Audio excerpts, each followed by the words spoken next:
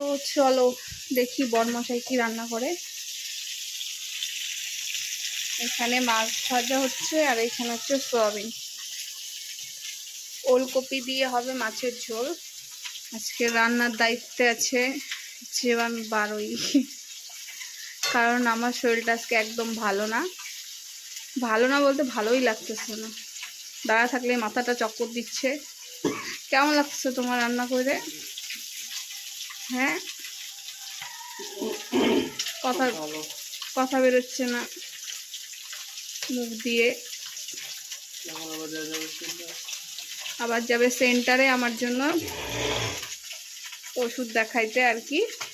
তো এখানে সুন্দর ঝোল রান্না করছে। আমরা সবসময় শুকনো লঙ্কা গুঁড়োটা খাই না, কারণ ও একদম লঙ্কা গুঁড়া পছন্দ করে না। মাঝে মাঝে দিই মাংস টাংস হলে। আর আমার মাছের তেল ছিটকে গেছে, পায়ের মধ্যে ফোসকা পড়ে গেল। আমার পেটে ফোসকা পড়ছে।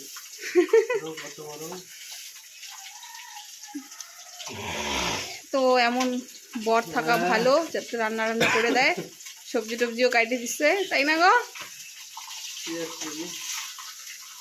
চলো ও রান্না করুক।